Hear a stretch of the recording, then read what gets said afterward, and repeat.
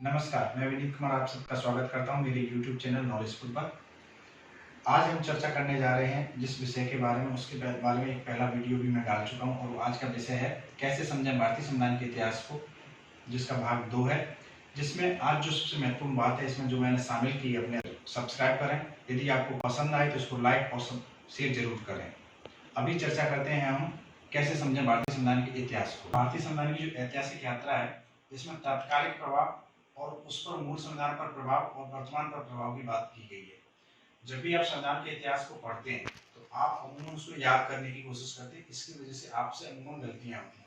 लेकिन जब आप समझोगे कि उसको इतिहास के साथ भी जोड़ना है कि किस परिप्रेक्ष्य में ये सब चीजें घटना हुई, इसलिए उसका तात्कालिक प्रभाव क्या था और जब भारत का संविधान का निर्माण हुआ स्वतंत्रता प्राप्ति के पश्चात तो उसका मूल संविधान पर क्या प्रभाव रहे और वर्तमान में भी ये जितने भी जो संवैधानिक इतिहास की ऐतिहासिक यात्रा है उसका क्या प्रभाव दिखाई देता है, ये परिलक्षित होता है। ये सब तीनों पॉइंटों को मिलाकर हम आज चर्चा करेंगे। हम आपसे चर्चा कर चुके थे 1853 के भारत संसद अधिनियम के बारे में, लेकिन अब जो बात करने जा रहे हैं हम भारत शासन अधिनियम 1858 के बारे में बात करना चाह रहे हैं। इसकी ऐतिहासिक पृष्ठभूमि में जो बात शामिल है वो है 1857 की क्रांति।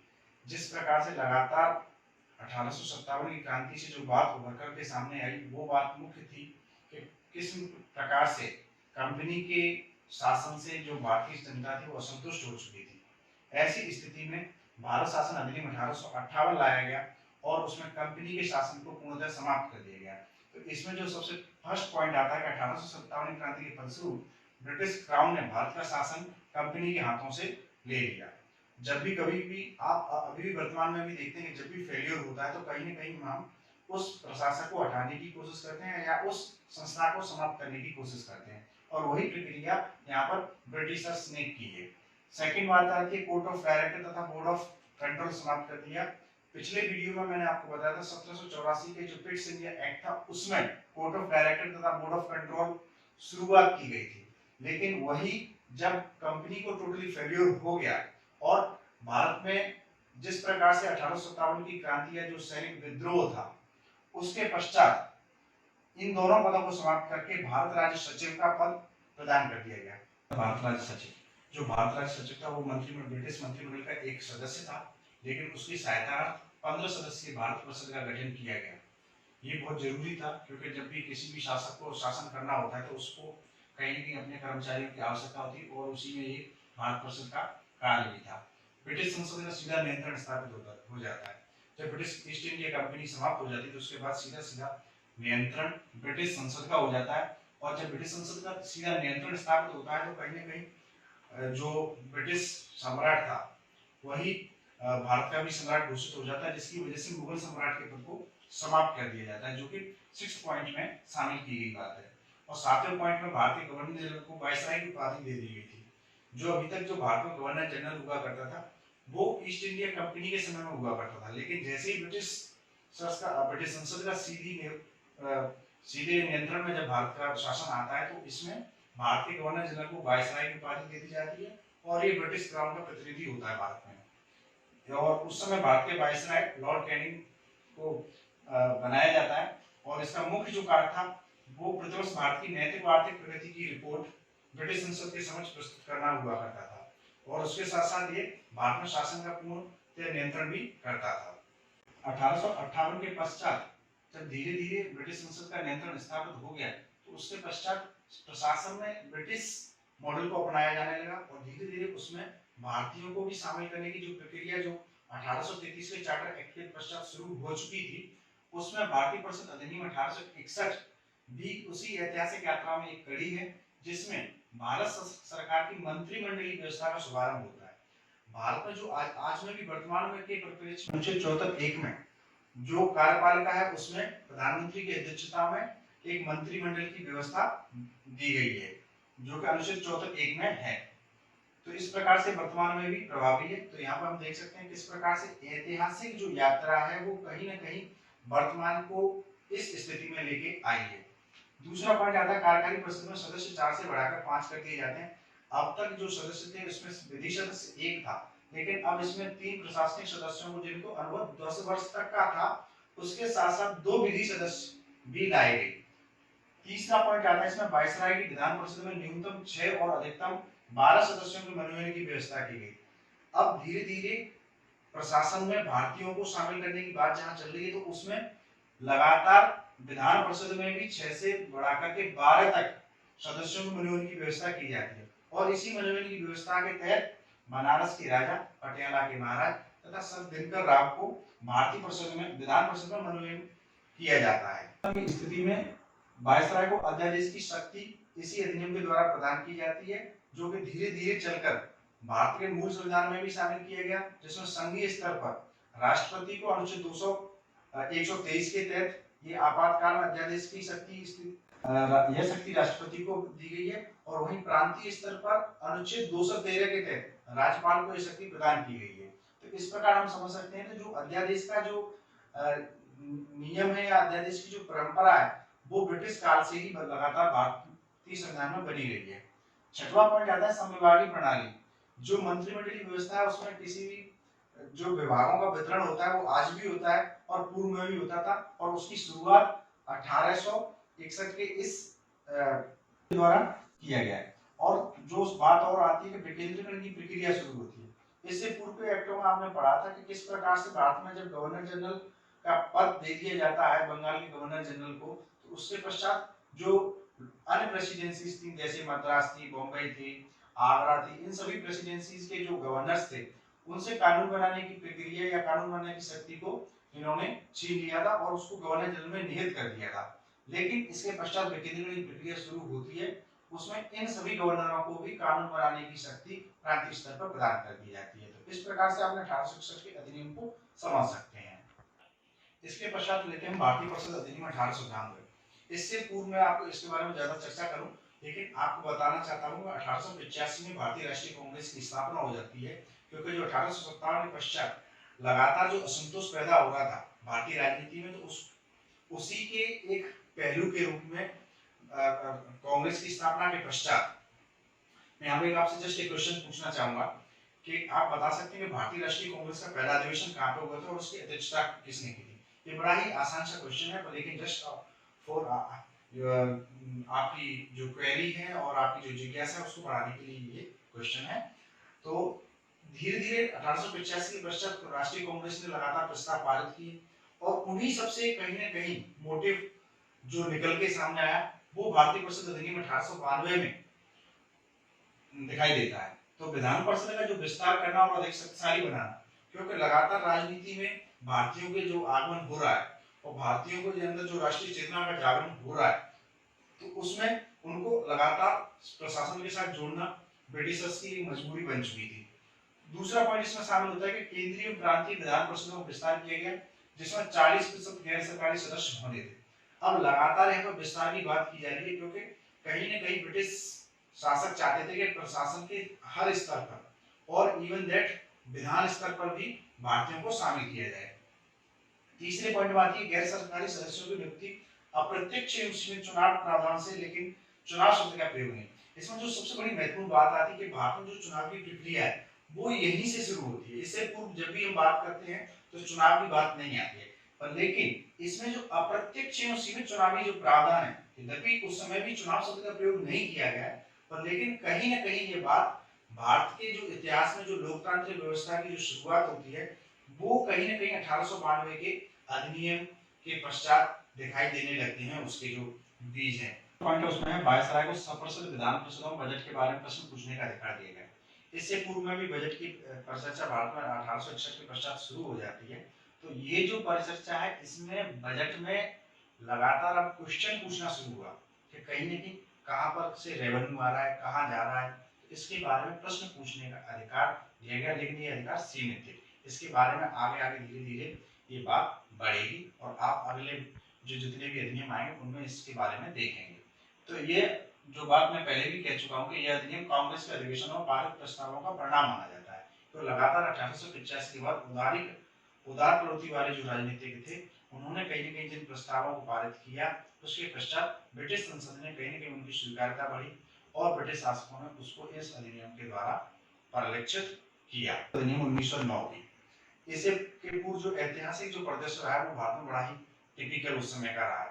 जब आप 1905 में देखते हैं कि किस प्रकार से बंगाल विभाजन के बाद लगातार जो फूट डालो राज करो की नीति का अपनाना अंग्रेजों के द्वारा शुरू किया जाता है, क्योंकि 1885 में राष्ट्रीय कांग्रेस की स्थापना हो जाती है। उसके बाद जो राष्ट्रीय चेतना का जागरण होता है, तो उससे कहीं न कहीं अंग्रेजों को लगने लगा और 1905 में बंगाल का विभाजन कर दिया जाता है। उसके पश्चात जब उग्र राष्ट्रवाद की तरफ राष्ट्रवादी विचारधारा या राष्ट्रीय आंदोलन बढ़ने लगता है, तो उसी समय 1906 में मुस्लिम लीग की स्थापना होती है, जिसमें अंग्रेजों का भरपूर सहयोग रहता है। उसके पश्चात 1908 में अमृतसर में मुस्लिम लीग का एक अधिवेशन होता है, जिसमें वो पृथक निर्वाचन की मांग करते हैं और उसी पृथक निर्वाचन को स्वीकार करते हुए भारतीय परिषद अधिनियम 1909 में जो मार्ले मिंटो सुधार के नाम से जाना जाता है, उसमें जो सबसे महत्वपूर्ण बात है वो है सांप्रदायिक निर्वाचन की शुरुआत।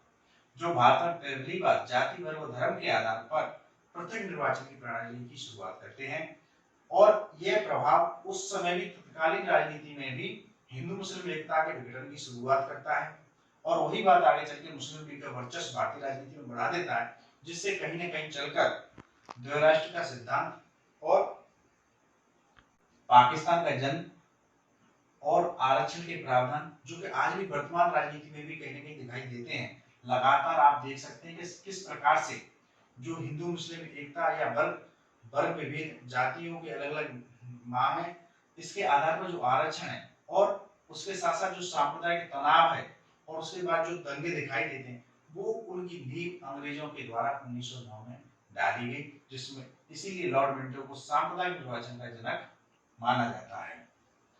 दूसरा पॉइंट आता है इसमें, केंद्रीय विधान परिषद में सरकारी सदस्यों के बहुमत तथा प्रांतीय विधान परिषदों में गैर सरकारी सदस्यों का बहुमत भेजन। जैसे जैसे प्रांतों में द्वैध शासन की व्यवस्था होती है, प्रांतों में स्थायी स्वशासन के लिए मांग बढ़ती चली जाती है, लेकिन केंद्र में लगातार सरकारी सदस्यों का ही बहुमत रहता है और सत्येंद्रनाथ सिन्हा को प्रथम भारतीय जो कि गवर्नर की कार्यकारिणी परिषद में शामिल किए जाते हैं। चौथा है कि बजट पर चर्चा का प्रावधान। वर्तमान में जो अनुच्छेद 110 में जिसमें वित्तीय विधेयक के बारे में चर्चा की गई है और अनुच्छेद 112 ये जिसमें बजट के बारे में चर्चा की गई है, आज भी प्रभावी दिखाई देते हैं। किस प्रकार से ब्रिटिशर्स के सामने भी बजट में चर्चा होती थी और बजट प्रस्तुत किया जाता था। अब बात करते हैं भारत शासन अधिनियम 1919 की। भारत शासन अधिनियम 1919 की चर्चा करने से पूर्व मैं आपको बताना चाहता हूं कि इससे पूर्व जो ऐतिहासिक यात्रा रही, उसमें लगातार आपने देखा कि 1909 के बाद जो सांप्रदायिक तनाव की बात थी और 1905 में बंग विभाजन हो चुका था, उग्र राष्ट्रवाद अपने चरम पर था, लेकिन उसी समय जो एक घटना होती है और उसमें दिखाई देता है कि किस प्रकार से होम रूल लीग आंदोलन शुरू होता है, जो कि एनी बेसेंट और बाल गंगाधर तिलक के द्वारा अलग अलग क्षेत्रों में शुरू किया गया, पर लेकिन उसकी जो सफलता थी उससे ब्रिटिश हुकूमत बहुत प्रभावी हुई और ब्रिटिश हुकूमत ने इस प्रकार के आश्वासन दिए कि हम जो होम रूल लीग यानी स्वशासन की जो मांगे हैं या जो धीरे धीरे बाल गंगाधर तिलक तो यहाँ तक कहते हैं कि वो स्वराज की मांग करने लगते हैं, इस सब चीजों को शांत करने के लिए 1917 में चेम्सफोर्ड सुधार भी आते हैं, पर लेकिन मॉन्टेग्यू चेम्सफोर्ड सुधार आते हैं। उसके पश्चात 1919 में उसी से निकल करके ब्रिटिश संसद के द्वारा भारत शासन अधिनियम 1919, जिसको मॉन्टेग्यू चेम्सफोर्ड सुधार के नाम से भी जाना जाता है, उसको लाया जाता है। यहाँ पे जो मॉन्टेग्यू है वो भारत के ब्रिटेन में भारत सचिव हैं और चेम्सफोर्ड भारत में वायसरॉय थे उस समय। इसमें द्विसदनात्मक विधायिका की स्थापना, राज्य परिषद तथा केंद्रीय विधानसभा, वर्तमान में राज्यसभा अनुच्छेद 80 तथा लोकसभा अनुच्छेद 81। जो द्विसदनात्मक विधायिका की स्थापना जो भारत में है, उसकी नींव इस अधिनियम के द्वारा डाली गई।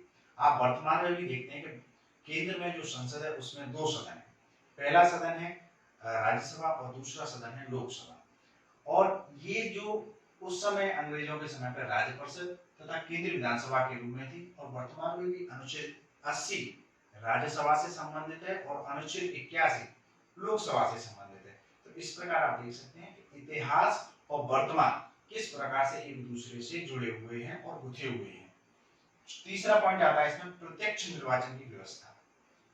निर्वाचन की प्रक्रिया जो शुरू होती है वो धीरे धीरे प्रोग्रेस करते हुए अब प्रत्यक्ष निर्वाचन की व्यवस्था की बात करने लगते हैं। जहाँ केंद्रीय स्तर पर द्विसदनात्मक व्यवस्था की जाती है, लेकिन वहीं प्रांतों के स्तर पर द्वैध शासन प्रणाली यानी डायर की सिस्टम, जिसमें विषयों को दो वर्गों में बांट दिया जाता है, जिसमें एक है हस्तांतरित विषय और दूसरे हैं आरक्षित विषय। हस्तांतरित विषयों को मंत्रिमंडल की मदद से गवर्नर लागू करवाते हैं या उन पर नियंत्रण करते हैं, जिसमें सामान्य से विषय होते हैं जैसे शिक्षा, पुस्तकालय, स्थानीय स्वशासन आदि। लेकिन वहीं आरक्षित विषय बड़े महत्वपूर्ण विषय होते हैं और इनमें गवर्नर और उसकी कार्यकारी परिषद का नियंत्रण रहता है, जिसमें है शामिल है रक्षा, विदेश, वित्त, भूमि, अकाल, सहायता, न्याय, पुलिस आदि। ये सब उस समय बहुत महत्वपूर्ण थे और ब्रिटिश के शासन के लिए मुख्य जड़ थे। चौथा पॉइंट इसमें शामिल किया गया, विधान परिषद में 3 प्रकार के सदस्य थे। उस समय जो विधान परिषद थी वहां पर अब आप संक्रमण काल देखते हैं कि जहां मनोनयन की बात होती है, नहीं तो मनोनीत सरकारी और मनोनीत गैर सरकारी सदस्य हैं, और वहीं निर्वाचित सदस्य। यानी अब संक्रमण का समय लगातार चुनावी प्रक्रिया यानी लोकतंत्र और ब्रिटिश शासकों के द्वारा जो पहले डाली गई नीति थी, उन दोनों के मध्य में दिखाई देने लगता है, और इसलिए यहाँ पर सदस्यों के प्रकार भी 3 दिखाई देते हैं। 5वें पॉइंट में आपने देखा कि निर्वाचन को सांप्रदायिक आधार पर 2 भागों में आप लगातार देख रहे हैं कि 1916 में लखनऊ में जो समझौता होता है मुस्लिम लीग और कांग्रेस के मध्य, तो अंग्रेजों को दिखाई देने लगता है कि राष्ट्रीय एकता लगातार बढ़ती जा रही है हिंदू और मुस्लिमों के मध्य। तो इसी को डर लगाते हुए या इसी से भय मानते हुए अंग्रेजों ने जो सांप्रदायिक आधार पर जो खाई बनाई और उसको चौड़ा करने के लिए जो प्रयास थे, उसमें सांप्रदायिक आधार पर अब 2 मुख्य वर्ग बांट दिए, जिसमें सामान्य में शामिल कर दिया था धर्म के आधार पर, और वहीं जो विशिष्ट था उसमें अलग अलग वर्ग जैसे भूस्वामी, व्यापार मंडल, विश्वविद्यालय, इन सब के आधार पर सांप्रदायिक निर्वाचन को या पृथक निर्वाचन की प्रणाली को और अधिक जोर दिया गया। 6वें पॉइंट पर आती है इसमें एक वैधानिक आयोग के गठन का प्रावधान। जो बात 1919 के भारत शासन अधिनियम में थी, उनसे किस प्रकार के परिणाम आएंगे और उस पर किस प्रकार के आने वाले समय में सुधार किए जाते हैं, इसके लिए एक वैधानिक आयोग की व्यवस्था इस अधिनियम के द्वारा की गई थी, जिसमें 10 वर्ष के पश्चात एक आयोग आना था। लेकिन यह आयोग 1921 और 22 के पश्चात जो असहयोग आंदोलन की जो सफलता थी, उसको देखते हुए यह वैधानिक आयोग 1927 में ही आ गया। लेकिन इसमें एक भी भारतीय को शामिल न करने की वजह से, जिसका नाम था साइमन कमीशन, भारत में साइमन गो बैक के नारे लगे और लाला लाजपत राय इस आंदोलन में भाग लेते समय लाठियों से बुरी तरीके से घायल हो गए और उनकी मृत्यु हो जाती है। उसके पश्चात जिस प्रकार से घटनाएं घटित होती हैं, और साथ ही उसमें 3 गोलमेज सम्मेलनों का आयोजन होता है, और उसके पश्चात 1935 का अधिनियम बात आता है। ठीक है, तो लेकिन इसमें पहली बार जो मुख्य बात और शामिल करने योग्य है वो है कि पहली बार भारत में महिलाओं को निर्वाचन का अधिकार दिया जाता है। जो द्वैध शासन का जनक लियोनेल कार्टेस को माना जाता है, इसके बारे में पहले ही बात कर चुका हूं कि जो प्रांतीय शासन व्यवस्था में द्वैध डायर की सिस्टम लागू किया था, उसी के जो जनक थे वो लियोनेल कार्टेस माने जाते हैं। नेक्स्ट वीडियो में हम 1935 और 1947 के अधिनियमों के साथ साथ कैबिनेट मिशन के बारे में चर्चा करेंगे। और लेकिन इससे पहले मैं आप सबसे एक अनुरोध करूंगा कि कृपया आप मेरे चैनल को सब्सक्राइब कर लें, जिससे मुझे मोटिवेशन मिलेगा अगले वीडियोस को लाने के लिए। और यदि आपको पसंद आती है ये मेरी प्रयास, तो आप इसे प्लीज लाइक करें और सब्सक्राइब शेयर करें। और फिर मैं एक बार पुनः अनुरोध, धन्यवाद। जय हिंद, जय भारत।